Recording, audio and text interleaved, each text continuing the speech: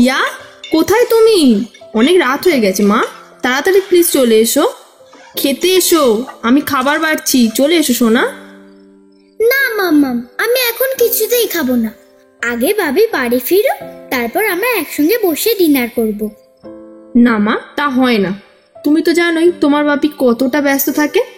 বাবির হয়তো ফিরতে রাত হবে, তুমি এক্ষুনি খাবে এসো।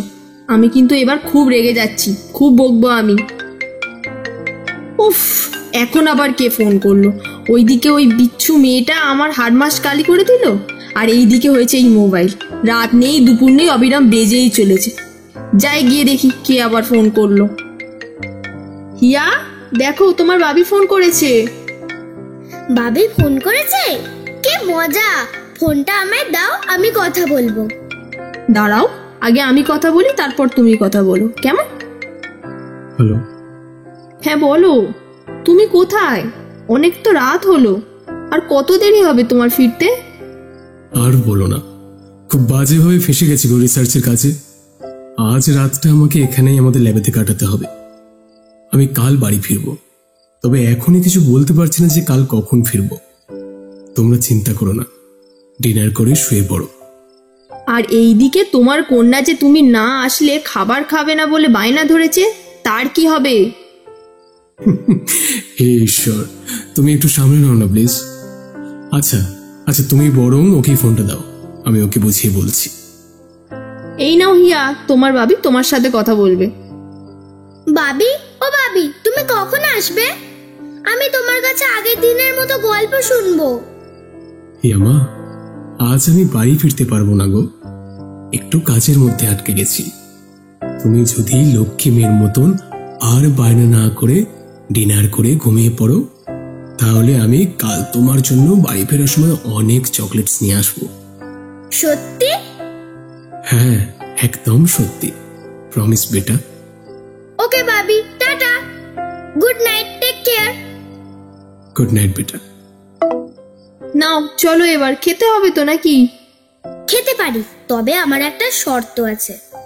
শর্ত? আবার কি শর্ত? আজ রাতে তোমাকে আমায় বাবির দাদু ভাইয়ের ডায়েরি থেকে একটা গল্প পড়ে শোনাতে হবে। তবে আবার বাবির মতো কোনো দুঃখের গল্প বললে চলবে না, কিন্তু একটু অন্যরকম কিছু তন্ত্র মন্ত্রের গল্প বলতে হবে। উফ, এই মেয়ের বায়না আর শেষ হয় না, একটার পর একটা চলছে তো চলছেই। আচ্ছা মা আমার, ঠিক আছে, তুমি যা চাও তাই হবে, কিন্তু তার আগে তোমাকে ডিনার শেষ করতে হবে। ওকে। হাই আপ মাম্মাম, আমি তো গল্প শুনবো বলে ওয়েট করছি, বলো। এই তো মা, হয়ে গেছে।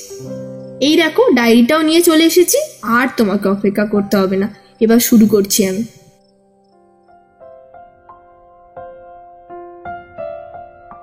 শস্য শ্যামলে সবুজে ভরা আমাদের এই বাংলা, সেই বাংলা তথা সারা বিশ্বব্যাপী ছড়িয়ে রয়েছে সাহিত্যের সুবিশাল এলডোরাডোর খনি। আর আমরা সেই খনি থেকেই বিশিষ্ট কিছু গল্প আপনাদের কাছে উপস্থাপন করব গল্পগুচ্ছের মাধ্যমে। আমরা আজকে নিয়ে হাজির হয়েছি তারানাথ তান্ত্রিক সাগার আরও একটি গল্প। আমাদের আজকের গল্পের লেখিকা মাননীয় সুতপা পাল 17 ডিসেম্বর 2000 সালে হুগলি জেলার হরিপালে জন্মগ্রহণ করেন। বর্ধমান বিশ্ববিদ্যালয় থেকে বর্তমানে প্রাণীবিদ্যায় গ্র্যাজুয়েশন কমপ্লিট করে লেখিকা এখন বিভিন্ন পরীক্ষার জন্য প্রস্তুতিরত। স্কুল জীবন থেকেই তার লেখালেখির শুরু। ছোটখাটো গল্প হোক কিংবা কবিতা, যে কোনো বিষয়ে লেখিকার দক্ষতা অসামান্য। তারানাথ তান্ত্রিকের ফ্যান ফিকশনের মাধ্যমে লেখিকার হরর জনরাতে লেখার সূত্রপাত। শুনতে থাকুন মাননীয় সুতপা পালের লেখা তারানাথ তান্ত্রিক ও মৃত্যুবীজ পিশাচ। গ্রীষ্মের পড়ন্ত বিকাল, বিভৎস তাপের দাবদাহে প্রাণ একেবারে ওষ্ঠাগত। ছাদে একলা দাঁড়িয়ে গোধূলির প্রাকৃতিক সৌন্দর্য উপভোগ করছি, এমন সময় চাকর বেনি এসে বলল, দাদাবাবু, আপনার বন্ধু কিশোরীবাবু এসেছেন, আপনার খোঁজ করছেন। আমি বললাম, তার আতিথেয়তা করো, আমি আসছি এখনই। আচ্ছা দাদাবাবু। আমি নিচে নেমে দেখি কিশোরী তখন হাতে চায়ের পেয়ালা নিয়ে ভাবুক নয়নে বাইরের দিকে তাকিয়ে। আমি বললাম, কি হে, কি খবর? কিশোরী আমার দিকে তাকিয়ে বলে উঠল, আর খবর, জীবন যেন নিরস হয়ে উঠছে দিনকে দিন ভায়া। আমি বললাম, ঠিকই বলেছ ভায়া, তা সরস করার জন্য কি করা উচিত বলে মনে হয় তোমার? চলো তবে মটলেনে তারানাথের বাড়ি, ওনার গল্প শুনে জীবনকে একটু উজ্জীবিত করে আসি। কিশোরী বলে ওঠে তৎক্ষণাৎ। আমি কিশোরীর একথা শুনে হেসে উঠে বললাম, চলো তবে। যাওয়ার পথে তারানাথের বাড়ির সামনের মোড় থেকে গরম তেলে ভাজা আর একটা পাসিং শোয়ের প্যাকেট নিয়ে তারানাথের বাড়ির দরজায় করাঘাত করলাম। তারানাথের মেয়ে চারি এসে, আরে কাকাবাবুরা যে কতদিন পর এলেন, আসুন আসুন, ভিতরে আসুন বলে আমাদের সাদর অভ্যর্থনা জানালো। আর আমরা তেলে ভাজাগুলো তার হাতে হস্তান্তর করলাম। তারপর তারানাথের ঘরে প্রবেশ করে দেখি উনি অর্ধশায়িত অবস্থায় কি যেন ভেবে চলেছেন এক মনে। আমাদের পদশব্দে চোখ খুলে চাইলেন আর সাথে সাথেই বলে উঠলেন, আরে তোমরা যে কতদিন পর আমার ভিটেতে পা দিলে, তা বেশ বেশ ভালোই করেছ এসে। আমিও ভীষণ একাকী অনুভব করছিলাম, বুঝলে। তোমাদের সাথে একটু বার্তালাপ করলে আমার মনটাও একটু স্থিরতা লাভ করবে বলে এক প্রশান্তির হাসি হাসলেন। সেই মুহূর্তে চারি এসে আমাদের সামনে খাটো টেবিলটায় একটি বড় গামলা সাইজের বাটি রেখে সবার উদ্দেশ্যে বলল, এই নিন মুড়ি মাখা, আপনারা এখন একটা খান, আমি ততক্ষণে গরম চা করে নিয়ে আসছি। কিশোরী বলে উঠল, আর আমার জন্য একটু কড়া করে আদা দিয়ে চা করে আনো মা। চারি নিশ্চয়ই কাকাবাবু বলে ঘর থেকে বেরিয়ে গেল। তারানাথ হুকোর উদ্দেশ্যে হাত বাড়াতেই কিশোরী পকেট থেকে পাসিং শোয়ের প্যাকেটটি তারানাথের সামনে এগিয়ে দিল। নিমেষেই তারানাথের চোখের ধূসর মণি দুটো উজ্জ্বল হয়ে উঠল, যা আমাদের নজর এড়ালো না। কিশোরী বলে উঠল, মশাই, আজ আপনি আমাদের কি গল্প বলতে চলেছেন? তারানাথ বলে উঠল, আজ আমি তোমাদের জীবনের একটা পাঠ শেখাবো, যা আমার গল্পের মধ্যে অন্তর্নিহিত আছে। তোমরা তো সকলেই জানো, অল্প বয়সে আমি সন্ন্যাসী আর সাধু সঙ্গ করেই দিনপাত করেছি। এই সময় যেমন সৎ সাধুর দেখা পেয়েছি, যারা আমাকে সঠিক পথে চালনা করেছেন, তেমনি অনেক অসাধু তান্ত্রিকের সাথেও পরিচিতি ঘটেছে, যারা আমাকে অত্যন্ত নীচ পথে চালিত করার প্রবল চেষ্টা করেছিল। কিন্তু ঈশ্বরের অশেষ কৃপা যে এখন আমি তোমাদের সামনে সুস্থ অবস্থায় রয়েছি। কিশোরী বলে উঠল, আজ কি আপনি কোনো অসাধু তান্ত্রিকের গল্প বলবেন, যে আপনার ক্ষতি করতে চেয়েছিল? তারানাথ বলে উঠল, আহা, এত তাড়া কিসের হে? আমি তো বলবো বলেই বলা শুরু করেছি। এমন সময় চারিমা চায়ের পেয়ালা নিয়ে উপস্থিত হলো। আমরা তখন তার থেকে চায়ের পেয়ালাটি নিয়ে আবার গল্পে মনোনিবেশ করলাম। তারানাথ আবার শুরু করল, সময়টি ছিল এক শীতের দুপুর। সেই সময় গ্রাম বাংলায় শীত যে কি ভয়ানক তা তোমরা সবাই জানো। সাধু সঙ্গ করে সেই কিছুদিন হলো বাড়ি ফিরেছি। এতদিন পর মা আমায় কাছে পেয়ে খুবই যত্ন করছে, তাই দুপুরের আহারটা একটু ভারী হয়ে উঠেছিল আর কি। তাই একটু শীতের রোদে গা গরম করছিলাম, একটু চোখটাও লেগে গিয়েছিল।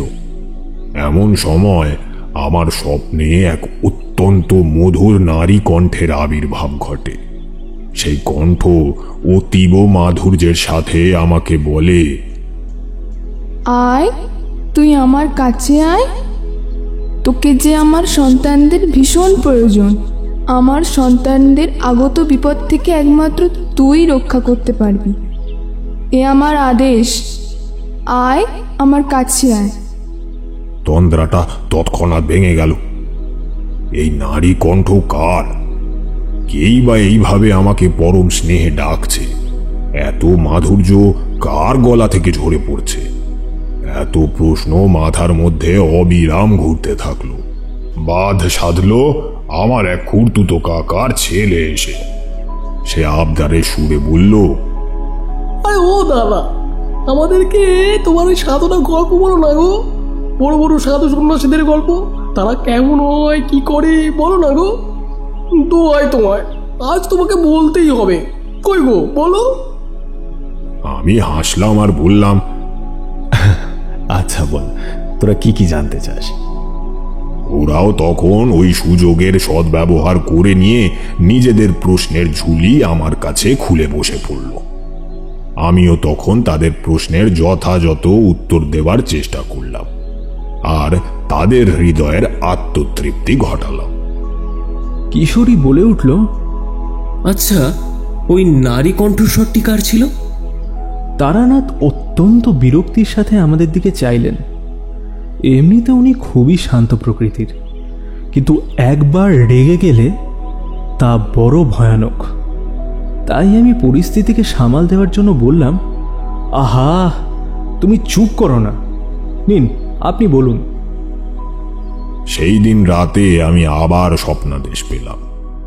আবার সেই কাতর মিনতি, সেই কাতর ডাক আমার পক্ষে অগ্রাহ্য করা অসম্ভব হয়ে উঠেছে। কিন্তু এইবার সেই কণ্ঠের সাথে সাথে এক অদ্ভুত সুন্দরী মায়াবী হাতের প্রতিচ্ছবি আমার চোখের সামনে ভেসে উঠল। হাতের রংটি ছিল শ্যামলা, তালুটি ছিল রক্তাম্বর, হাতে ছিল শাখা আর পলা, যেন কোনো দেবী মূর্তির হাত, যা আমাকে অনবরত নানা ভঙ্গিমায় ডেকে চলেছে। আমি স্বপ্নের মধ্যেই অস্থির হয়ে উঠলাম। ঘুমটা ভেঙে যাওয়ায় বিছানার উপরে উঠে বসলাম। ঈশ্বরকে উদ্দেশ্য করে বললাম, হে করুণাময়, তুমি কিসের ইঙ্গিত দিচ্ছ? পথ দেখাও মা, পথ দেখাও। আমি যে কিছুতেই তোমার বার্তা বুঝে উঠতে পারছি না মা। এই বলে আমি আবার বিছানায় নিজের শরীরটাকে এলিয়ে দিলাম। এই ঘটনার পর আমার পক্ষে আর বাড়িতে থাকা সম্ভব হয়ে ওঠেনি। আর একদিন মাত্র বাড়িতে ছিলাম, তারপর আবার অজানার উদ্দেশ্যে বাড়ি দিলাম। বাড়ি ছেড়ে বেরিয়ে আসার পর প্রায় 1 মাস অতিক্রান্ত হলো। তখনও প্রতি রাতে সেই স্বপ্নাদেশ আমাকে আহ্বান জানাতো। ওই 1 মাসে বহু সাধু সঙ্গ করলাম, তাদেরকে আমার এই স্বপ্নাদেশের কথা জানালাম, কিন্তু তারা কেউই আমাকে সদ উত্তর দিতে পারলেন না। শুধু বললেন, সঠিক সময়ের অপেক্ষা করো, সময় এলে মা নিজেই তোমাকে সব কিছু জানিয়ে দেবেন আর পথও দেখাবেন।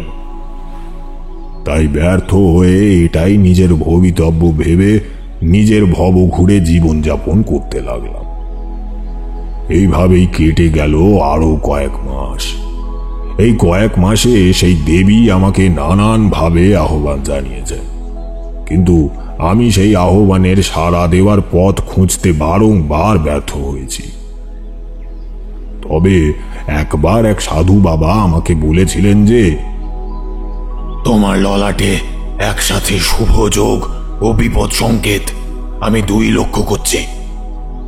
স্বয়ং মা আদ্যা শক্তি তোমাকে তোমার গন্তব্যে চালিত করেছেন।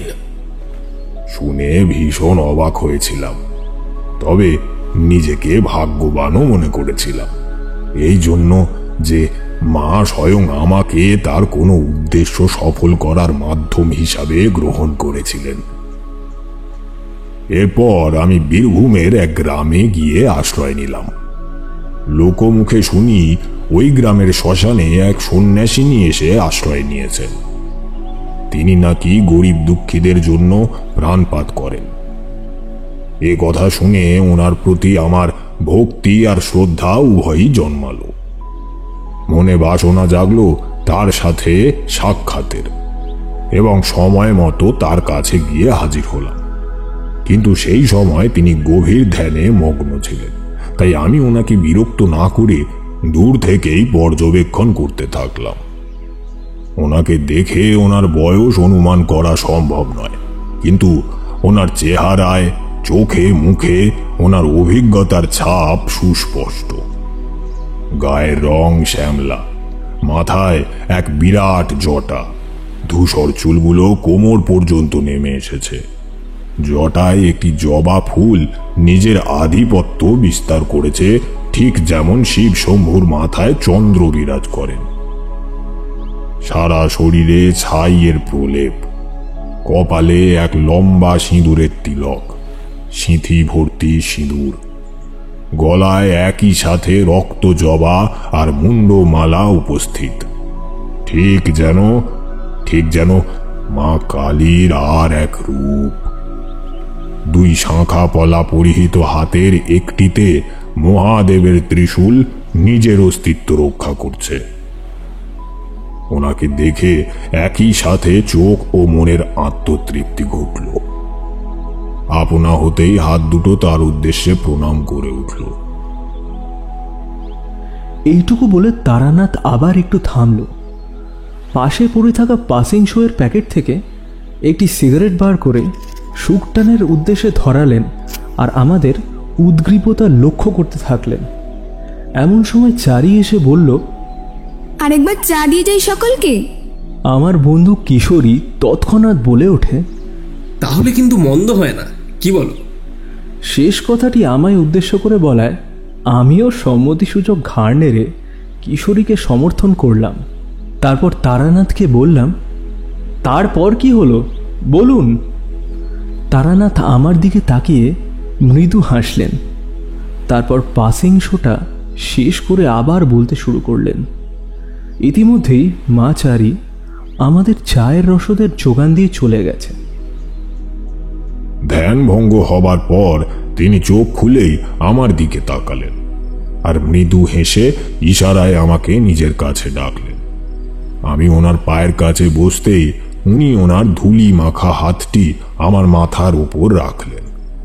সাথে সাথেই সারা শরীর জুড়ে এক অদ্ভুত উষ্ণতা ছড়িয়ে পড়ল। মনে হলো যেন আমার আরোগ্য লাভ ঘটল। আমি বিস্ময়ে হতবাক হয়ে উনার দিকে চেয়ে রইলাম। তিনি আমাকে মতাবস্থায় দেখে হেসে উঠলেন আর বললেন, আয় বস আমার কাছে। তোর সমস্ত প্রশ্নের উত্তর আমার কাছেই আছে। আমি তোর সমস্ত অস্থিরতার উপশম ঘটাবো। আমি আর কিছু বললাম না। বুঝলাম উনি সবই জানেন আর উনি আমার জন্য এই স্থানে অপেক্ষারত ছিলেন। আজ রাতটা এখানেই বিশ্রাম নে। আমার কাছে যা আছে তাই দিয়ে রাতের আহার সম্পন্ন কর। কাল দিনের আলো ফোটার সাথে সাথে তোর জীবনের এক নতুন অধ্যায় শুরু হবে। তোকে যে মা আদ্যাশক্তি মহামায়া এক বিশেষ উদ্দেশ্য সফলের জন্য আমার কাছে পাঠিয়েছেন, তার জন্য তোকে প্রস্তুত হতে হবে, করতে হবে কঠোর থেকে কঠোরতর সাধনা। তবেই তুই পারবি দুষ্টের দমন ও শিষ্টের পালন করতে। তোমরা আগেই জেনেছ যে আমি কোনো খারাপ কিছু হবার হলে আগেই উপলব্ধি করতে পারি। আমার ষষ্ঠ ইন্দ্রিয় আমায় সেই বিষয়ে অবগত করে, কিন্তু এনার ক্ষেত্রে আমার মনে শুধুই ভক্তি আর শ্রদ্ধাই বিস্তার লাভ করেছিল। পরের দিন ভোরের আলো ফোটার সাথে সাথেই আমার শিক্ষা লাভ শুরু হয়েছিল। উনি হয়ে উঠেছিলেন আমার গুরুমা। দিনের আলোয় তিনি আমাকে নানা হিন্দু শাস্ত্রের পাঠ দিতেন আর রাতের অন্ধকারে চলত আমার তন্ত্র শিক্ষা। উনি ওনার মন্ত্র বলে সমগ্র শ্মশান ভূমিকে জাগিয়ে তুলতেন। তার মধ্যে চলত তন্ত্রের নানাবিধ ক্রিয়াকলাপ। যোগিনী তন্ত্র, বারাহী তন্ত্র, বিশ্বসার তন্ত্র, দুর্গা ডামর তন্ত্র প্রভৃতি তন্ত্রে আমি কিঞ্চিত জ্ঞান লাভ করলাম। এমনকি উনি আমাকে কিছু নিম্নমানের সাধনা সম্পর্কে জ্ঞান প্রদান করেছিলেন। কিশোরী বলে উঠল, যোগিনী তন্ত্র মানে ওই ডাকিনী যোগিনী? কিন্তু এ তো অতি নিম্নমানের তন্ত্র সাধনা। এর ফলে তো মানুষের শুধু ক্ষতি সাধনই ঘটে।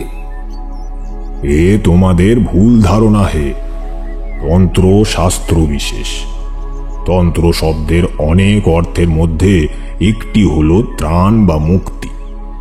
তন্ত্র শ্রৌত জ্ঞান ভিত্তিক বলে এক পঞ্চবেদ নামেও অভিহিত করা হয়। আর বেদ কখনোই ক্ষতি সাধন করে না। শাস্ত্র মতে কলিযুগে মানুষের আয়ুষ্কাল কমে যাওয়ায় বিশাল বৈদিক শাস্ত্র অনুযায়ী সাধনা করা মনুষ্যদের পক্ষে অসম্ভব হয়ে পড়ে। তাই বিকল্প হিসেবে তন্ত্রশাস্ত্রের উদ্ভব ঘটে। আমি প্রশ্ন করলাম, তবে তন্ত্রের মাধ্যমে এই প্রকৃতি, জীবমণ্ডল আর পৃথিবীর ক্ষতি সাধন সম্ভব হলো? তারানাথ জানলা দিয়ে বাইরের দিকে তাকিয়ে এক দীর্ঘশ্বাস ছাড়লেন, যাতে মিশেছিল চরম হতাশা। তারপর আমার দিকে ফিরে আবার বলতে শুরু করলেন, প্রত্যেক ঘটনার যেমন একটা ভালো দিক আর একটা খারাপ দিক আছে, সেই রূপ তন্ত্রশাস্ত্রেও লক্ষ্য করা যায়। প্রত্যেক ক্রিয়ার যেমন এক বিপরীতমুখী প্রতিক্রিয়া লক্ষ্য করা যায়, তন্ত্রশাস্ত্র ঠিক এর অনুরূপ। আর তন্ত্রশাস্ত্রে এই বিপরীতমুখী প্রতিক্রিয়াই হল বিধ্বংসী, যা এই মনুষ্য জাতির এই পৃথিবী মণ্ডলের ক্ষতি সাধন করে।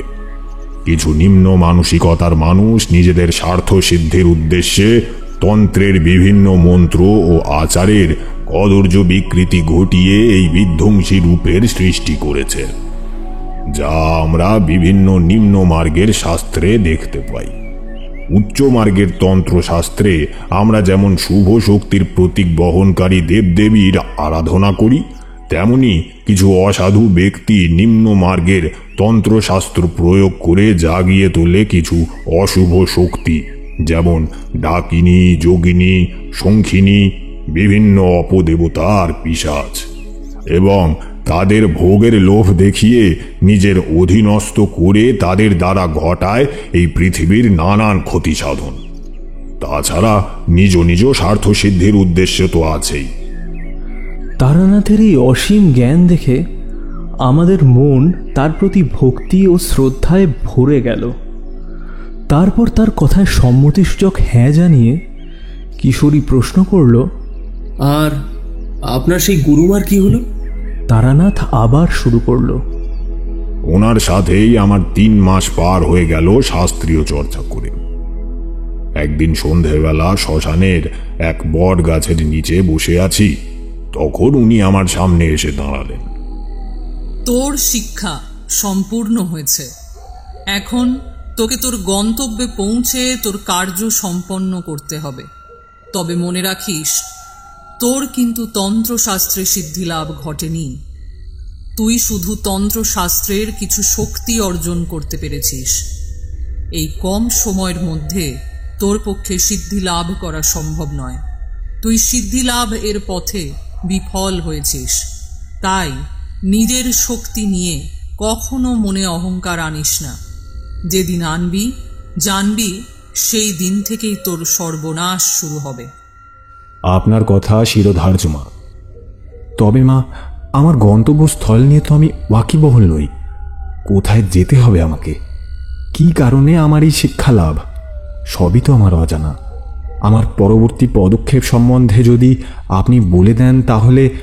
আমাকে শেষ করতে না দিয়েই তিনি বলে উঠলেন, এত অধৈর্য হোস না। সময় এলে তুই ঠিক তোর গন্তব্যে পৌঁছে যাবি, ঠিক যেমন ভাবে আমার কাছে এলি।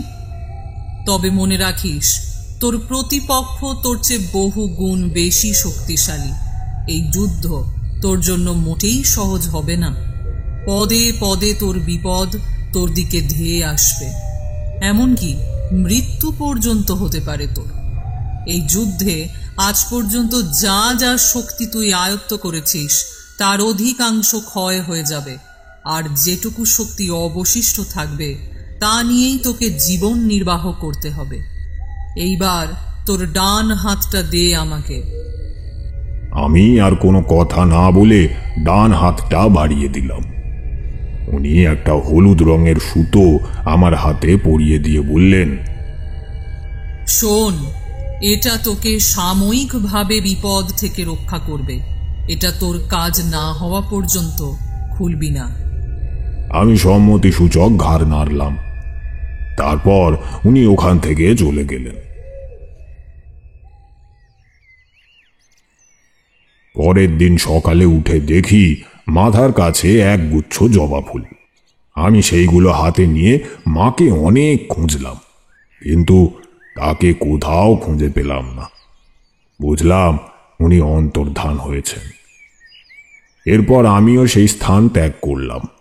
কিছুদিন বীরভূমের কিছু জায়গায় ঘোরার পর হঠাৎ করেই বাড়ির জন্য মন ব্যাকুল হয়ে ওঠে। ঠিক করি বাড়ি ফিরব। আমি বললাম, তাহলে আপনি কি বাড়ি চলে এলেন?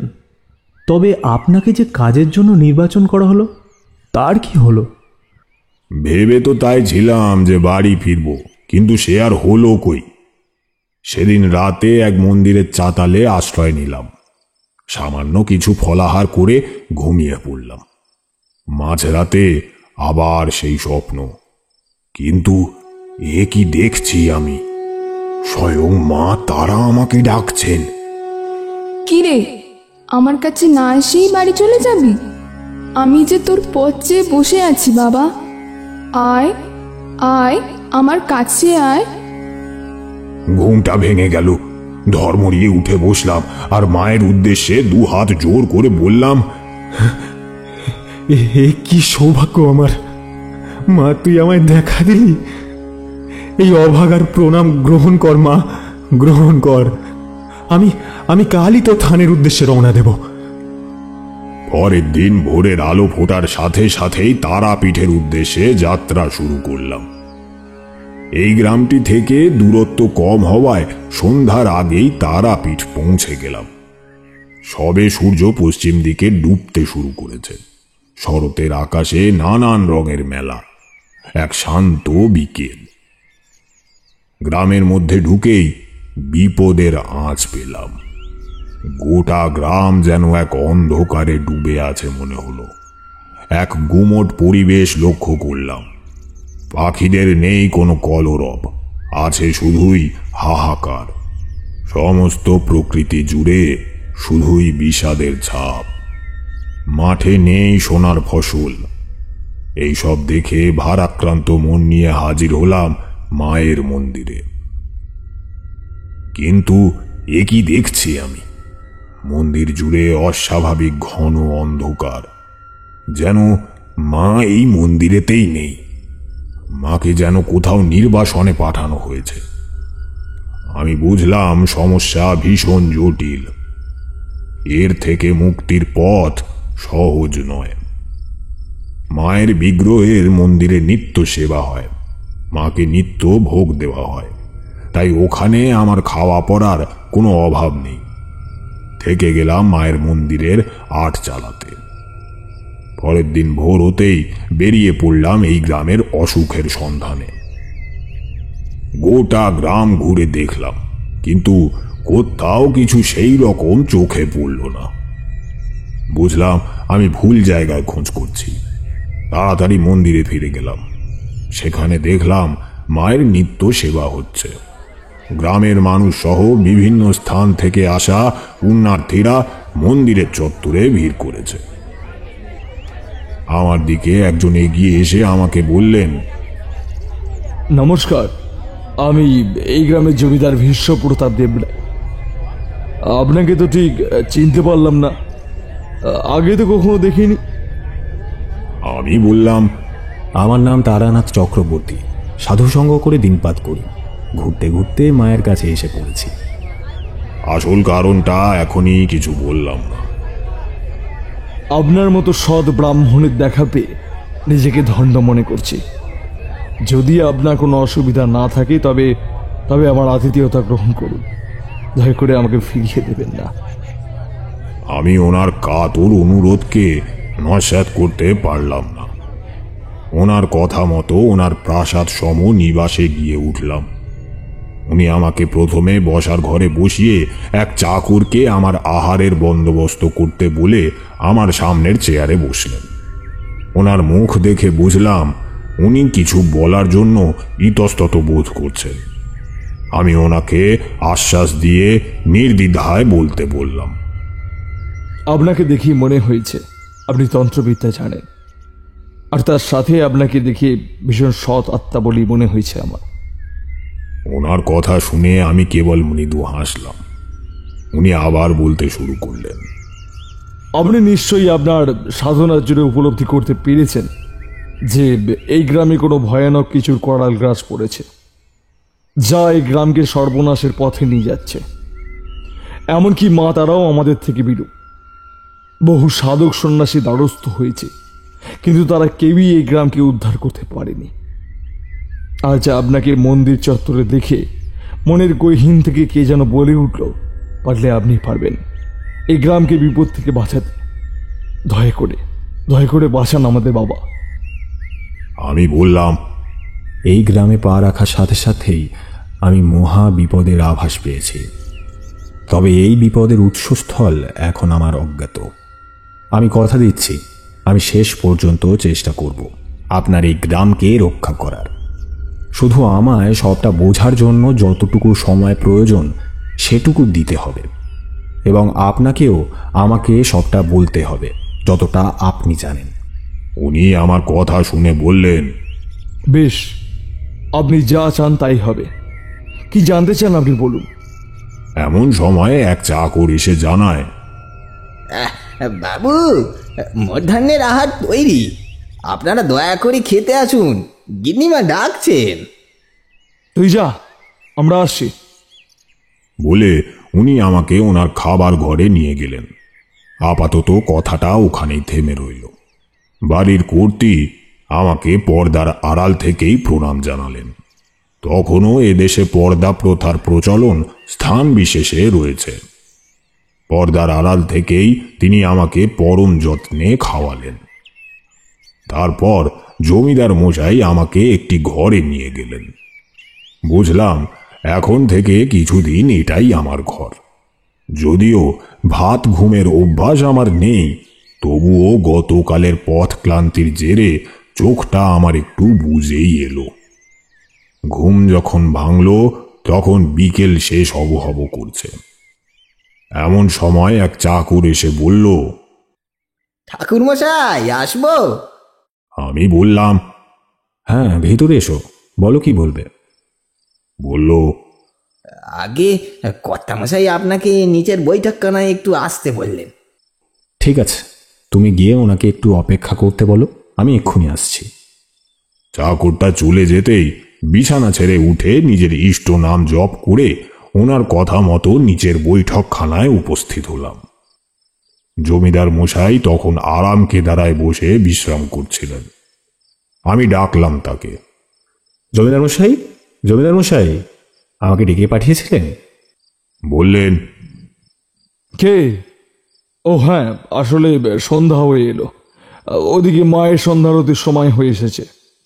আপনি বরং আমার সাথে মায়ের মন্দিরে চলুন, বাকি যে কথা তখন হলো সেটাও সেরে ফেলা যাবে রাস্তায় যেতে যেতে। বললাম, চলুন তবে, যাওয়া যাক। হ্যাঁ, চলুন। পথে যেতে যেতে আমি প্রথম নীরবতা ভেঙে প্রশ্ন করলাম, এবার বলুন জমিদার মশাই, আপনি কি জানেন? একটা দীর্ঘশ্বাস নিয়ে উনি বলতে শুরু করলেন, ঠিক 1 বছর আগে এর সূত্রপাত। সেদিন ছিল কৌশিকী অমাবস্যা। এই কৌশিকী অমাবস্যাতে মা তারা অর্থাৎ 10 মহাবিদ্যার দ্বিতীয়া তারাদেবী মর্তে আবির্ভূতা হয়েছিলেন। শুধু তাই নয়, মহাসাধক বামাখ্যাপা এই তিথিতে সিদ্ধি লাভ করেছিলেন। এছাড়া তন্ত্রশাস্ত্র বলে তারাপীঠের দ্বারকা নদীতে স্নান করে মা তারার পূজা দিলে সাধারণ মানুষেরও শতজন্মের পুণ্যার্জন হয়। তাই এদিনের মাহাত্ম্য আপনি নিশ্চয় বুঝতেই পারছেন। মন্দিরের পাণ্ডারা পূজার জোগাড়ে ব্যস্ত, আমি সমস্ত তদারকি করছি। এমত অবস্থায় প্রধান পুরোহিত এসে হাজির। মায়ের পুজো নির্বিঘ্নে শুরু হলো।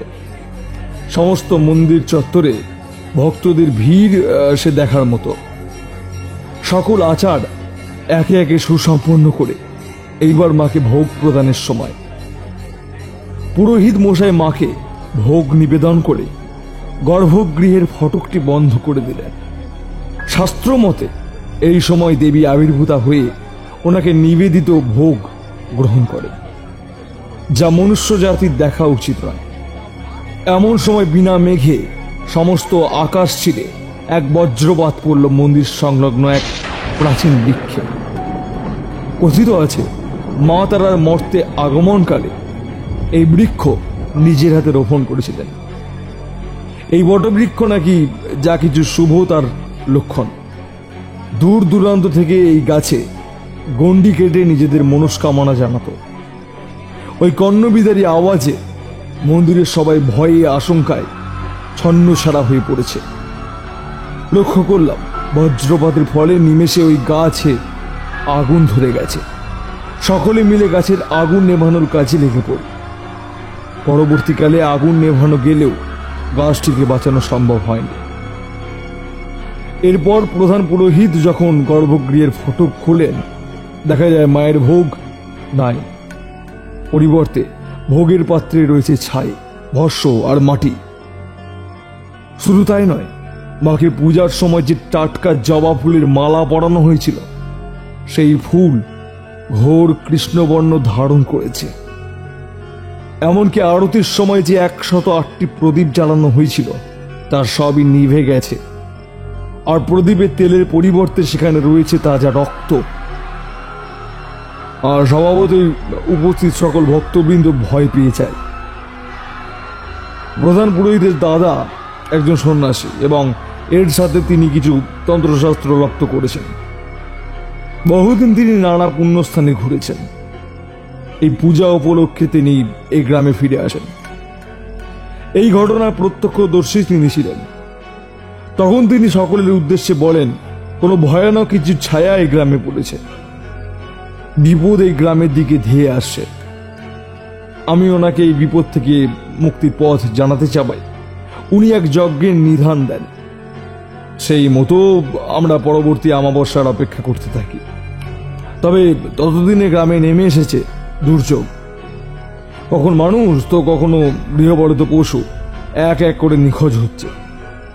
সমস্ত গ্রাম চষে ফেললেও তাদের সন্ধান পাওয়া যাচ্ছে না।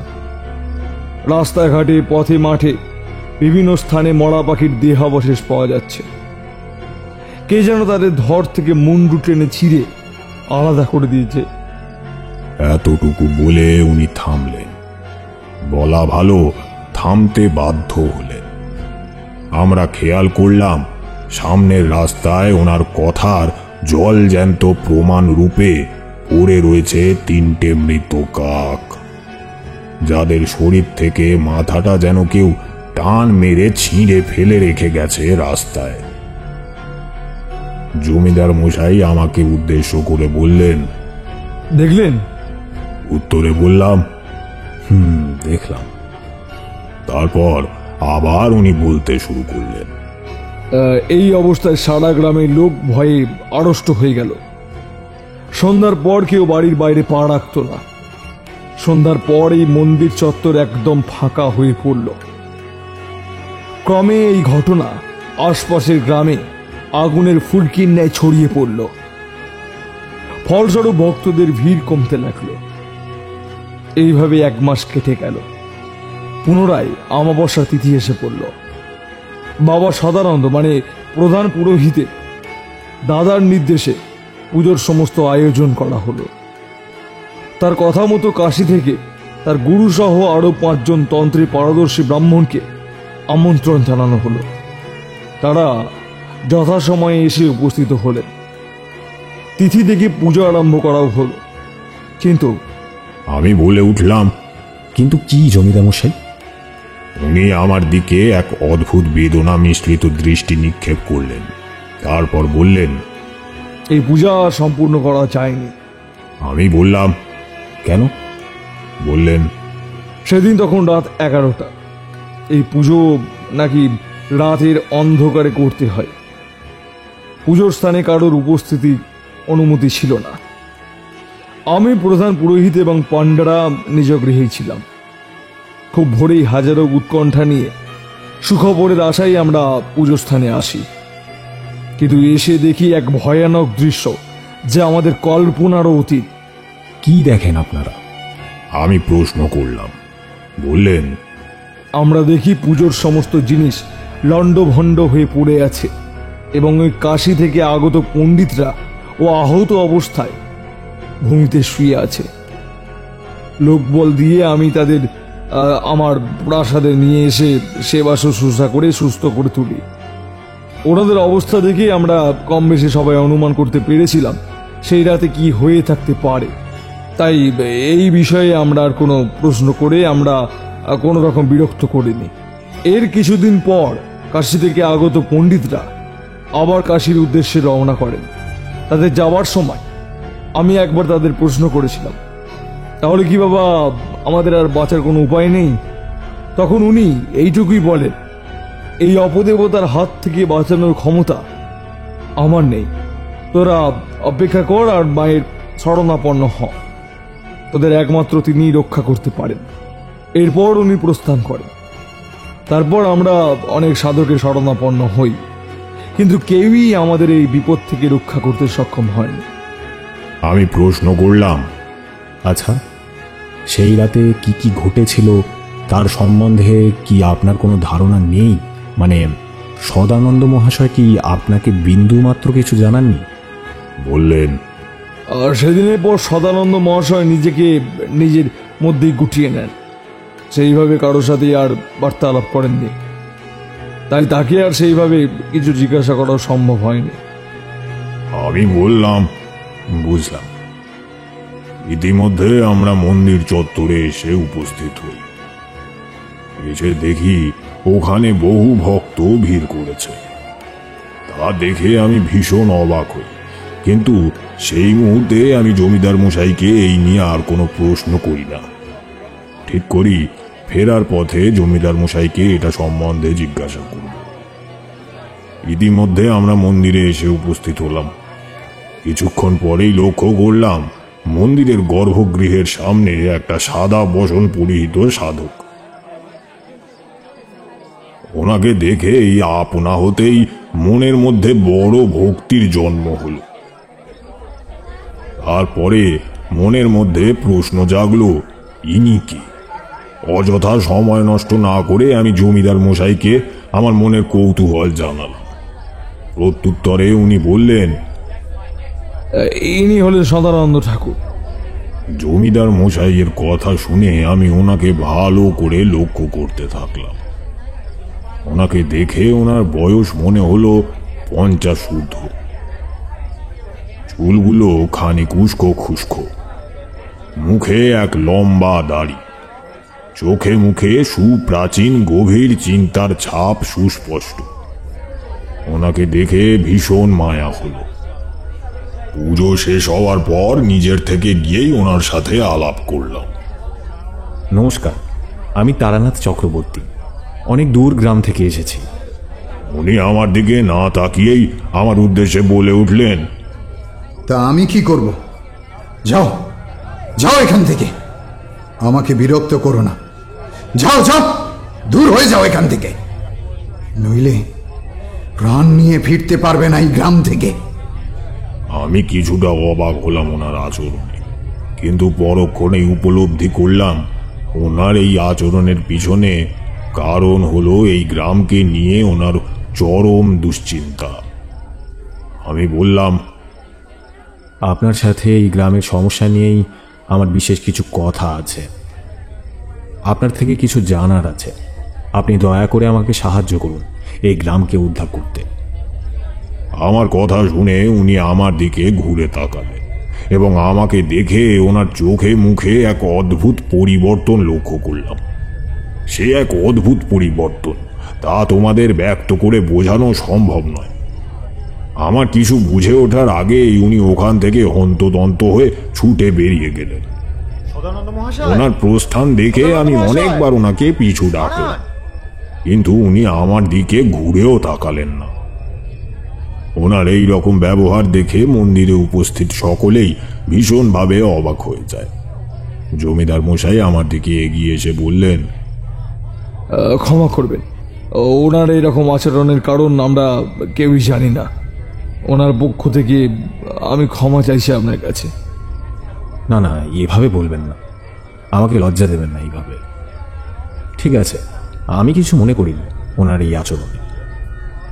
পুজো শেষ হওয়ার পর আমরা মহলের উদ্দেশ্যে রওনা হলাম, কিন্তু কিছু বিশেষ কাজ পড়ে যাওয়ায় জমিদার মশাই বাড়ি না গিয়ে উনি কাছারির উদ্দেশ্যে রওনা হন। তবে ওনারই এক ভৃত্য আমার সাথে মহলের উদ্দেশ্যে রওনা হলো। মহলে ফিরে নিজের ঘরে বসে সদানন্দ মশাইয়ের সাথে কিভাবে কথা বলবো সেটাই একাগ্র মনে ভেবে চলেছি, কারণ ওনার সাথে কথা না বলে কিছুতেই এই সমস্যার মূলে পৌঁছানো সম্ভব নয়, আর মূল পর্যন্ত না পৌঁছালে এই সমস্যার সমাধান করাও সম্ভবপর নয়। এদিকে সময়ের কাঁটা রাত 9টা ছাড়িয়েছে। বহুক্ষণ সেদিকে আমার কোনো খেয়ালই নেই। ঘোর ভাঙল যখন এক চাকর আমাকে রাতের খাবারের জন্য ডাকতে এলো, আর সময় নষ্ট না করে চাকরের সাথে খাবার ঘরে রওনা হলাম। গিয়ে দেখি সে এক এলাহি ব্যাপার। জমিদার মশাই আমার জন্য অপেক্ষারত হয়ে বসে আছেন খাবার মুখের সামনে নিয়ে। আমাকে দেখে জমিদার মশাই বলে উঠলেন, আসুন বাবা, আসুন, ভেতরে আসুন। আমার একটু কাছারি থেকে কাজ মিটিয়ে বাড়ি ফিরতে একটু দেরি হয়ে গেল। আমার জন্য আপনাকেও শুধু শুধু এত অপেক্ষা করতে হলো, ক্ষমা করবেন। আমি বললাম, আপনি এত ভাববেন না, আমার তেমন কোনো কষ্ট হয়নি। রাতের খাবারটা অত্যধিক হয়ে যাওয়ায় শরীরটা বড়ই আনচান করছিল। বিছানায় সবেমাত্র গা এলিয়েছি, এমন সময় দরজায় এসে দাঁড়ালেন জমিদার বাবু। বললেন, ভিতরে আসবো বাবা? হ্যাঁ, নিশ্চয়ই আসুন, কিন্তু এত রাতে আপনি আমার ঘরে কোনো কি সমস্যা হয়েছে? না না, কোনো সমস্যা হয়নি, কিন্তু সদানন্দ মহাশয় এত রাতে আপনার সাথে দেখা করতে এসেছেন। উনি বলছেন ওনার নাকি আপনার সাথে কোনো বিষয় নিয়ে খুব জরুরি আলোচনা আছে। ওনাকে আমি বৈঠকখানায় অপেক্ষা করতে বলে বসিয়ে রেখে এসেছি। সময় নষ্ট না করে জমিদার মশাইয়ের সাথে বৈঠকখানায় গিয়ে উপস্থিত হলাম। আমাদের দেখা মাত্র সদানন্দ মহাশয় আমাদের উদ্দেশ্যে নমস্কার জানালেন। প্রত্যুত্তরে আমিও নমস্কার জানালাম।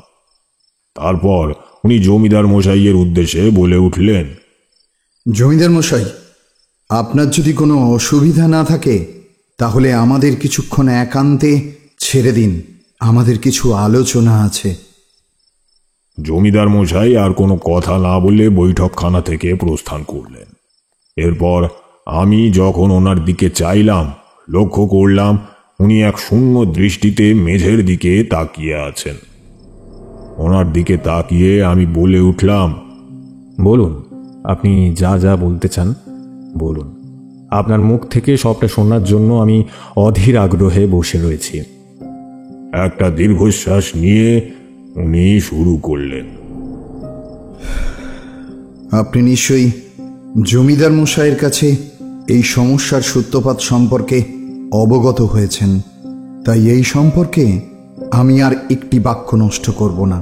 এখন আপনাকে আমি সেই ঘটনা জানাতে চলেছি, যে ঘটনা সম্পর্কে আপনার কোনো ধারণা নেই, সবটাই অজানা। সেদিন ছিল অমাবস্যা।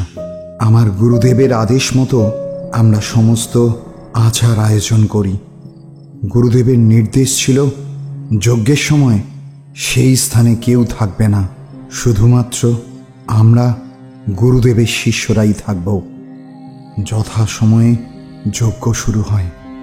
এই যজ্ঞের একমাত্র উদ্দেশ্য ছিল শুভ শক্তিকে জাগ্রত করা আর অশুভ শক্তির বিনাশ। যজ্ঞ শুরু হবার পর যজ্ঞের উপকরণগুলি আস্তে আস্তে যজ্ঞের আগুনে আহুতি দেওয়া শুরু হয়। এক অদ্ভুত সুগন্ধি সেখান থেকে চারিদিকের পরিবেশে ছড়িয়ে পড়ে। যে অদ্ভুত গুমট পরিবেশ সৃষ্টি হয়েছিল এই কয়েকদিনে, তা আস্তে আস্তে কেটে যেতে থাকে। আমরা মনে মনে তৃপ্ত হতে থাকি, এই ভেবে যে আমরা অশুভ শক্তির বিনাশের পথে একটু একটু করে এগিয়ে চলেছি। কিন্তু হায় রে, বিধাতা হয়তো আমাদের কপালে অন্য কিছু লিখে রেখেছিলেন। যজ্ঞ যখন মাঝ পথে, তখন চারিদিকের পরিবেশ আবার গুমট হতে শুরু করে। চারিদিকে এক অদ্ভুত নিস্তব্ধতা ছড়িয়ে পড়ে। আমরা লক্ষ্য করি চারপাশের কাজগুলো হঠাৎ করেই ঝিমিয়ে পড়েছে, মৃত্যু যেন তাদের গ্রাস করেছে। এরপর আমরা অনুভব করলাম চারপাশে বায়ু চলাচল করছে না। আমাদের চারপাশের প্রাণবায়ু ক্রমশ কমে আসছে, আমাদের নিঃশ্বাস নিতে অসুবিধা হচ্ছে। একদম বন্ধ করা পরিস্থিতির সৃষ্টি হয়েছে। ইতিমধ্যে শিষ্যদের মধ্যে একজন বলে ওঠে, গুরুদেব, ওই দেখুন দূরের গাছপালাগুলো কে যেন সমূলে উপড়ে ফেলে দিতে দিতে আমাদের দিকে এগিয়ে আসছে। ওর কথা শুনে সামনের দিকে তাকিয়ে দেখি একটা কালো ঘূর্ণি আমাদের দিকে ক্রমশ ধেয়ে আসছে। এরপর সে আমাদের আক্রমণ করার জন্য উদ্যত হলো, কিন্তু কোনো মতেই সে যজ্ঞ গণ্ডির মধ্যে ধারে কাছে ঘেঁষতে পারল না। যজ্ঞ শুরু করার আগে গুরুদেব মন্ত্রপ্রুত জল দিয়ে যজ্ঞবেদী চারপাশে এক গণ্ডি কেটে দিয়েছিলেন, যার ফলে কোনো অশুভ শক্তি সেই যজ্ঞকুণ্ডের কাছে আসতে পারবে না। কিন্তু সে অবয়ব ছেড়ে দেবার পাত্র নয়, ক্রমাগত আমাদের ওপর আক্রমণ করতে লাগলো। যতবারই সে গণ্ডিতে আঘাত পেয়ে পিছিয়ে যেতে লাগলো, ততবারই এক ভয়ঙ্কর পৈশাচিক চিৎকার করে উঠতে লাগলো, যে চিৎকারে চারপাশের পরিবেশ কেঁপে কেঁপে উঠতে লাগলো।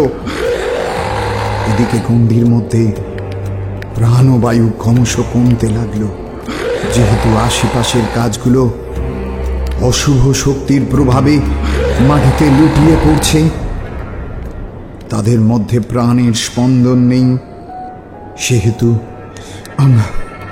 আমরা শ্বাসকষ্টের শিকার হলাম।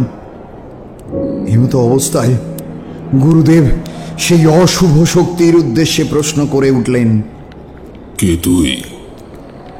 চারপাশে নিস্তব্ধতাকে কাঁপিয়ে এক পৈশাচিক ফ্যাসফ্যাসে গলায় কেউ যেন হেসে উঠল, যার ফলে সমস্ত পরিবেশ কেঁপে কেঁপে উঠতে লাগলো।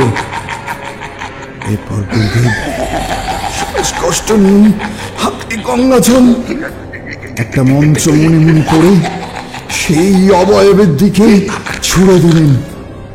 অশুভ শক্তি সেই জলের স্পর্শ পাওয়ার সাথে সাথেই বিকট জোরে চিৎকার করে উঠল। সঙ্গে সঙ্গে অবয়বটি দৃষ্টিগোচর হলো। সে কি ভয়ানক রূপ! না নারী, না পুরুষ, আবার না কোনো পশু। তিনটি প্রজাতিরই দৈহিক গুণ বর্তমান। চোখগুলি জ্বলন্ত হাঁটা, পশুর মতন দাঁত, দুটি সদন্ত বেরিয়ে মুখগহ্বরের দুদিক দিয়ে এক রক্ত পিপাসিত জিহ্বা সাপের মতন একবার বেরোচ্ছে আর একবার ঢুকে যাচ্ছে। চুলগুলো যেন এক একটি বিষধর সাপ। ওই কঙ্কাল সহ দেহ থেকে মাংস পচা খসে খসে পড়ছে, যার দুর্গন্ধে পরিবেশ আরো ভারাক্রান্ত হয়ে উঠছে। আর সেই সাথে আমাদের শ্বাসকষ্ট পাল্লা দিয়ে বাড়ছে। ঊর্ধ্বাংশ নারীর ন্যায় হলেও নিম্নাংশ এক পুরুষের মতো। আমাদের দেখে হেসে বলে উঠল, আমার রূপ দেখার অবসর না তোদের, এবার তোদের আমি খেয়াল করি। বলেই এক পৈশাচিক হাসি হেসে ওঠে, আর তারপরেই হা করে সমস্ত বাতাস যেন শরীরের মধ্যে টেনে নিতে থাকে। আমরা উপলব্ধি করি আমাদের আর কোনোভাবেই এর কবল থেকে বাঁচা সম্ভব নয়। এমতো অবস্থায় গুরুদেব নিজের হাতে গঙ্গাজল নিয়ে কিছু একটা মন্ত্র পড়ে ওই পিশাচের দিকে ছুড়ে দেন, আর সঙ্গে সঙ্গেই ওই পিশাচ বিকট চিৎকার করে আকাশের দিকে উঠে যেতে থাকে। কিছুক্ষণ পর আকাশের মধ্যে সেই পিশাচ মিলিয়ে যায়। আমরা অনুভব করি সমস্ত পরিবেশ আবার আগের মতন হয়ে উঠছে, কিন্তু বহুক্ষণ শ্বাসকষ্টজনিত সমস্যার ফলে আমাদের দেহ খুব দুর্বল থাকার জন্য আমরা যজ্ঞবিধির কাছেই জ্ঞান হারিয়ে লুটিয়ে পড়ি। পরের দিন যখন জ্ঞান ফেরে তখন দেখি আমরা জমিদার মশাইয়ের আস্তানায়। উনি আমাদেরকে যজ্ঞস্থল থেকে উদ্ধার করে এখানে নিয়ে এসে আশ্রয় দিয়েছেন। ওনার সেবায় আমরা দ্রুত আরোগ্য লাভ করি। আরোগ্য লাভের পর গুরুদেব আমাকে একান্তে ডেকে কিছুক্ষণ কথা বলেন, যা শুনে আমার বুক ভয়ে কেঁপে ওঠে। উনি আমাকে বলেন, সদানন্দ, আমার পক্ষে এখানে থাকা আর সম্ভব নয়, কিন্তু যাওয়ার আগে আমি তোমাকে কিছু বিষয়ে অবগত করে দিয়ে যেতে চাই। এই তারাপীঠে মৃত্যু বীজ পিশাচের ছায়া পড়েছে, যা এই তারাপীঠ সংলগ্ন সমস্ত অঞ্চলকে শ্মশান ভূমিতে পরিণত করবে খুব শীঘ্রই। এই পিশাচের শক্তির আধার একমাত্র কোনো প্রাণীর জীবন। কোনো না কোনোভাবে কোনো প্রাণীর প্রাণ নিয়ে নিজের শক্তি বাড়াবে এই পিশাচ। তারাপীঠ হলো আদ্যা শক্তি মহামায়ার একটা সতীপীঠ, একটা বিশাল মহাজাগতিক শক্তির আধারস্থল। আমি যা বুঝছি, কোনো নিম্নমানের তন্ত্র সাধক নিজের মনস্কামনা পূরণ এবং সিদ্ধি লাভের উদ্দেশ্যে এই রকম মৃত্যু বীজ পিশাচকে জাগিয়ে তুলেছে, আর ভোগ দিয়েছে এই তারাপীঠের সমস্ত ধনাত্মক শক্তি আর এখানে বসবাসকারী সমস্ত প্রাণীকে। এই মৃত্যু বীজ পিশাচ নিজের পাশবিকতা দিয়ে এই তারাপীঠকে শ্মশান পরিণত না করা অব্দি কোথাও যাবে না। কিন্তু গুরুদেব, মা তারা যেখানে বসবাস করে সেখানে কিভাবে এই রকম পিশাচের জন্ম হয়? বললেন, হয় হয়, সবই হয়। মা তারাই যদি তারাপীঠে না থাকে তাহলে সবই সম্ভব।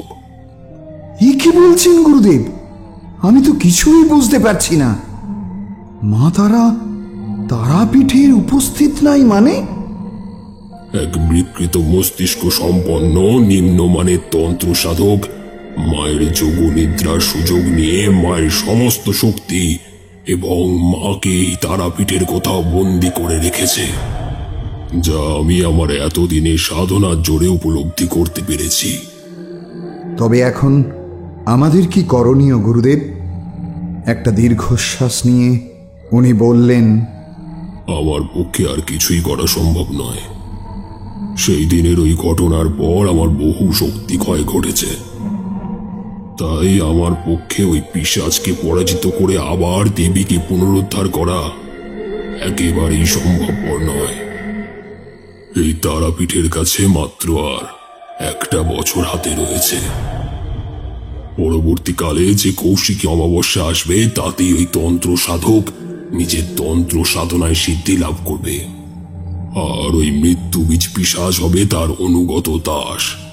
সে তাকে যা বলবে তখন সে তাই করতে থাকবে। তবে কি গুরুদেব আমাদের আর কোনোভাবেই বাঁচার পথ নেই? হ্যাঁ আছে, নিশ্চয়ই আছে। কোনো পুণ্য আত্মা তোমাদের এই বিপদ থেকে রক্ষা করবে, সেটা আমার দিব্য দৃষ্টি জানান দিচ্ছে। তবে তার আবির্ভাবের এখনো অনেক দেরি আছে। মা তারাই তাকে সঠিক সময় এখানে নিয়ে আসবে। গুরুদেব, ততদিনে তো এই গ্রাম শ্মশানে পরিণত হয়ে যাবে ওই মৃত্যু বীজের কারণে। তারপর গুরুদেব কিছুক্ষণ সময় নিয়ে কিছু একটা ভাবলেন, ভেবে আমাকে বললেন, চিন্তা করো না, তার জন্য আমি নিশ্চয়ই কিছু করে দিয়ে যাব।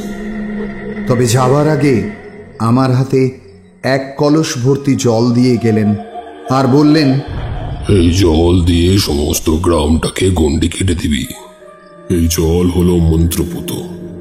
এই জল দিয়ে গণ্ডি কেটে দিলে কোনো অশুভ শক্তি কোনো মানুষের প্রাণ নিতে পারবে না। তবে তবে কি গুরুদেব? তবে এই গণ্ডির শক্তি প্রত্যেক অমাবস্যায় হ্রাস পাবে, আর ঠিক তখনই ঘটবে কোনো এক অঘটন, আর কোনো মানুষের প্রাণ হারাবে। এরপর আমি গুরুদেবের কথা মতো গোটা গ্রামে গণ্ডি কেটে দিই। গ্রামের মানুষ আবার সন্ধেবেলা বাইরে বেরোতে শুরু করে, কিন্তু অমাবস্যার দিন কেউ বাড়ি থেকে বেরোয় না। তবুও কোনো এক অদৃশ্য উপায়ে বীজ কোনো না কোনোভাবে মানুষের প্রাণ নিয়েই নেয় প্রত্যেক অমাবস্যায়। এই বলে সদানন্দ ঠাকুর থামলেন, আর এক অসহায় দৃষ্টি নিয়ে আমার দিকে চেয়ে রইলেন। তারপর হঠাৎই আমার হাতটা ধরে বললেন, পারলে পারলে আপনি বাঁচাতে পারেন এই তারাপীঠ গ্রামকে। তারাপীঠের মানুষজনকে দয়া করে এদের রক্ষা করুন। আর ঠিক 5 দিন পর কৌশিকী অমাবস্যা, যদি মৃত্যু বীজ পিশাচকে আটকানো না যায় তবে তবে সব শেষ। দয়া করে কিছু করুন, বাঁচান আমাদের, বাঁচান। আমি ওনাকে আশ্বস্ত করার ভঙ্গিতে বলে উঠলাম, চিন্তা করবেন না, আমি যথাসাধ্য চেষ্টা করব, দেখা যাক কি হয়। আপনি বরং এখন আপনার বাড়ি যান, আমি দেখি কি করা যায়। আমাকে একটু ভাবতে সময় দিন, কাল সকালে আমি আপনার সাথে দেখা করব। বেশ কিছুক্ষণ পর সদানন্দ মহাশয় নিজের গন্তব্যের উদ্দেশ্যে প্রস্থান করলেন। আমিও নিজের ঘরে গিয়ে বিছানায় গা এলিয়ে দিয়ে চোখটা বন্ধ করে ভাবতে লাগলাম কিভাবে এই বিপদ থেকে উদ্ধার করব এই গ্রামকে, এই গ্রামের মানুষকে, কিভাবে মুক্ত করব মা তারাকে। এইসব ভাবতে ভাবতেই শারীরিক ক্লান্তির কারণে চোখ দুটো বন্ধ হয়ে আসে, আর আমিও ঘুমের দেশে পাড়ি দিই। ঘুমের মধ্যে হঠাৎই সেই সন্ন্যাসিনীকে দেখতে পাই। উনি আমার মাথায় পরম যত্নে হাত বুলিয়ে দিতে দিতে বললেন, ভয় কিরে, আমি আছি, তোর সাথেই আছি, একটুও ভয় পাস না। লড়তে হবে তোকে, আরো অনেক অনেক লড়াই করতে হবে। মনে সাহস রাখ, আমি তোর পাশেই আছি। ঘুমটা আমার ভেঙে যায়, আমি বিছানায় উঠে বসি। তারপরই আমার সামনে অনেক কিছু পরিষ্কার হয়ে যায়। আমি যেন বুঝতে পারি এরপর আমার করণীয় কি। সকাল হওয়ার সাথে সাথেই জমিদার মশাইয়ের কাছ থেকে অনুমতি নিয়ে সদানন্দ মহাশয়ের বাড়ির উদ্দেশ্যে রওনা হই। তারপর আমি ওখানে ওনাকে বুঝিয়ে বলি এরপর আমাদের করণীয় কি, এবং ওনাকে বুঝিয়ে দিয়ে আসি ওনাকে কি কি করতে হবে। জমিদার মশাইয়ের সহযোগিতায় আমরা যজ্ঞের সমস্ত আয়োজন করে ফেলি। সেই কাঙ্ক্ষিত দিন এসে উপস্থিত হল, কৌশিকী অমাবস্যা। তারাপীঠ মহাশ্মশানে সেই রাতে কুলকুণ্ডলী চক্র সক্রিয় করার মাধ্যমে আমরা ধনাত্মক শক্তিকে জাগিয়ে তুলব, মুক্ত করব মা তারাকে। তবে এই মুহূর্তে এই কাজ আমার একার পক্ষে সম্ভব নয়, তাই আমি দেবী চণ্ডীর আরাধনা করব বলে মনস্থির করলাম। দেবী চণ্ডী হল মা তারার এক অন্য রূপ। অপশক্তি, পিশাচ এবং যে কোনো অশুভ শক্তিকে ধ্বংস করার মতো ক্ষমতা ওনার মতো খুব কম দেবদেবীরই আছে। উনি যেমন একাধারে মৃত্যু বীজ পিশাচকে নিধন করবেন, সেই রকমই অন্যদিকে উনি মা তারাকে বন্দি দশা থেকে মুক্ত করবেন। তাই ওনাকে তন্ত্র মতে আমরা আহ্বান জানাবো। উনি আমাদের এই বিপদ থেকে রক্ষা করবেন। তবে এ যজ্ঞ সম্পন্ন করা খুব সহজ কাজ হবে না। মৃত্যুবীজ পিশাচ আমাদের আটকানোর জন্য সমস্ত কিছুই করবে। একটু ভুলচুক হলেই প্রাণ সংশয়ের সম্ভাবনা আছে। এই সবই আমি সদানন্দ মহাশয়কে এবং জমিদার মশাইকে জানালাম। জমিদার মশাইকে আমি এও বললাম যে যজ্ঞ চলাকালীন কোনো ব্যক্তি তার ঘর ছেড়ে বাড়ির বাইরে পা রাখবে না। উনি আমার কথায় সম্মতি জানিয়ে সমস্ত গ্রামবাসীর মধ্যে এই কথা প্রচার করে দিলেন। তখন ছিল রাত 11টা প্রায়। অমাবস্যার রাত ঘনিয়ে এলো। আমি যজ্ঞ বেদির চারপাশে মন্ত্রপুত গণ্ডি কেটে দিলাম। সেই গণ্ডির মধ্যে রাখলাম অসংখ্য ছোট ছোট ঘৃতকুমারী ও সর্পজিয়া গাছ। কেননা এটা আমাদের সকলের কাছেই অজানা নয় যে বেশিরভাগ গাছই রাত্রিবেলা প্রাণবায়ু সরবরাহ করে না, কিন্তু ঘৃতকুমারী বলো, সর্পজিয়া গাছ বলো, আরো কিছু কিছু গাছগাছালি আছে যা এই ক্ষেত্রে ব্যতিক্রম। এই সমস্ত গাছ রাতের বেলায়ও প্রাণবায়ু প্রদান করে থাকে। গণ্ডির মধ্যে থাকা গাছগুলোর কোনো রকম ক্ষতি ওই পিশাচ করতে পারবে না। ফলস্বরূপ যজ্ঞের সময় আমাদের শ্বাসকষ্টজনিত কোনো ঘটনা ঘটবে না, আর পুজোতেও কোনো বিঘ্ন ঘটবে না। গাত্র বন্ধন করে যথা সময়ে যজ্ঞ শুরু করলাম মা চণ্ডীর আরাধনা।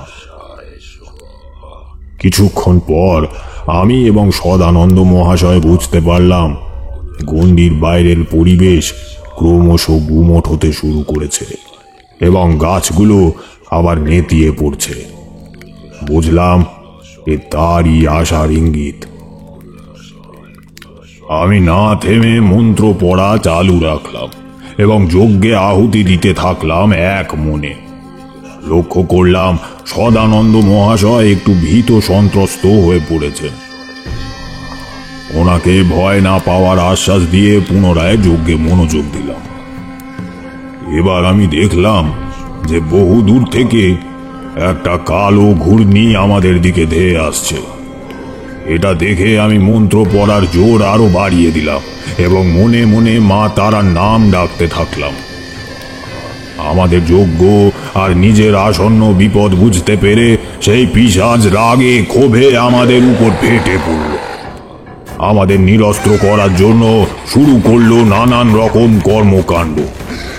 তবে তার সমস্ত পরিকল্পনা বৃথা হতে দেখে সে আরো ক্ষোভে ফেটে পড়ল।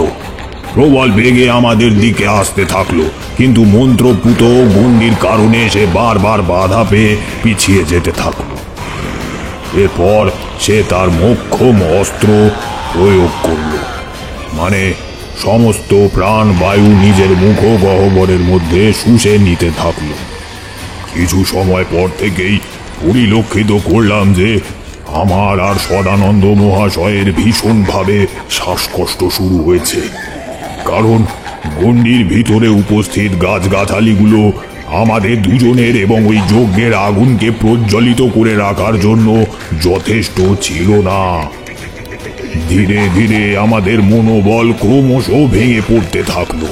এমন সময় হঠাৎই আমার ডান হাতে পরিহিত আমার সেই গুরুমার দেওয়া হলুদ রঙের ধাগা থেকে এক আলোর বিস্ফোরণ ঘটল। লক্ষ্য করলাম আমার, সদানন্দ মহাশয় এবং সেই যজ্ঞ কুণ্ডকে ঘিরে একটা আলোর বলয় সৃষ্টি হয়েছে, যার ফলে আমাদের শ্বাসজনিত কষ্টের অবসান ঘটল। সেই পিশাচ লক্ষ্য করল তার ওই অস্ত্র কোনো কাজে দিচ্ছে না। গণ্ডির মধ্যে থাকা গাছগুলো এবং ওই দৈবিক আলোর বলয় আমাদের প্রাণ বায়ু যোগান দিয়ে চলেছে অনবরত। ইতিমধ্যে আকাশে এক তীব্র আলোর ছটা লক্ষ্য করলাম। সেই আলোর তেজ এতটাই যে তার দিকে তাকিয়ে থাকা সম্ভব নয়। আপনা হতেই দুটো চোখ বন্ধ হয়ে এলো সেই আলোর তেজের সামনে। আমি আর সদানন্দ মহাশয় দুজনেই নিজের চোখে দুটো হাত দিয়ে চেপে ধরলাম। তারপরই এক তীব্র আর্তনাদ শুনতে পেলাম, যা সমস্ত ধরণীকে কাঁপিয়ে তুলল। কিছুক্ষণ পর অনুভব করলাম সেই আলোতে, যা এখন আর নেই, চারিদিকে এক অদ্ভুত সুন্দর মিষ্টি গন্ধ ছড়িয়ে পড়েছে। চোখ খুললাম দুজনে, খুলে দেখি চারিপাশে সহস্র জবা ফুল পড়ে রয়েছে। প্রকৃতি যেন নিজের ছন্দে ফিরে এসেছে আবার।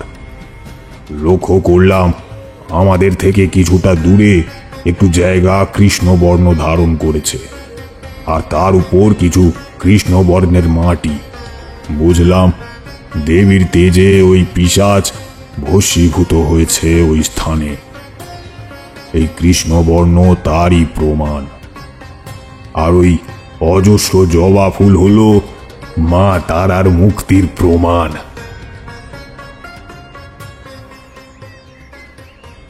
ভোর হয়ে আসায় আমরা মা তারার মন্দিরে এসে উপস্থিত হলাম। জমিদার মশাই আর গ্রামবাসীদের সুখবর জানিয়ে নিশ্চিন্ত হলাম। গ্রামবাসীরা এই সুখবরে আনন্দে নেচে উঠল।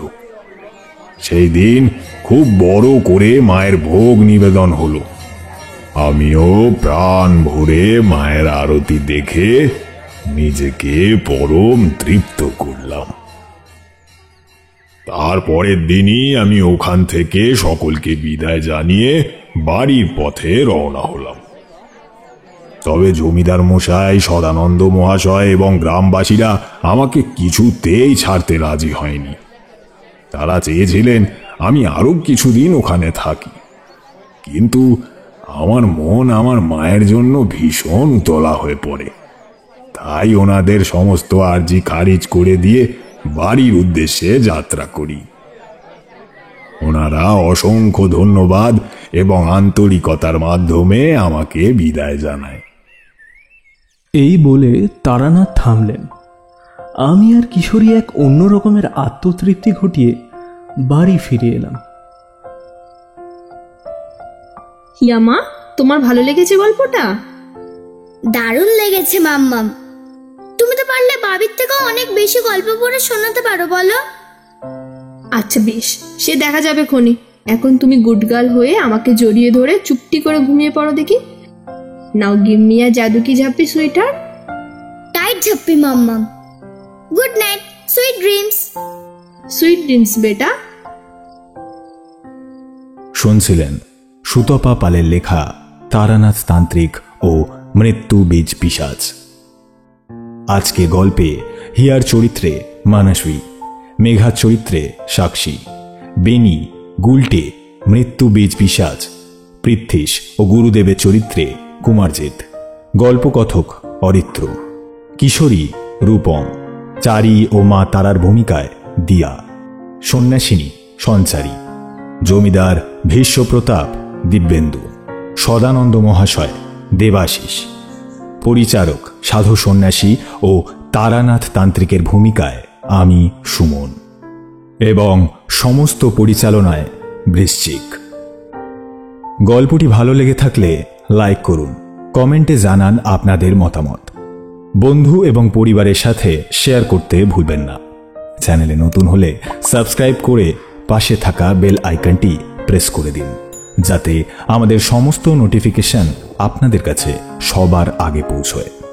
আর তৈরি থাকুন আমাদের পরবর্তী গল্পের জন্য।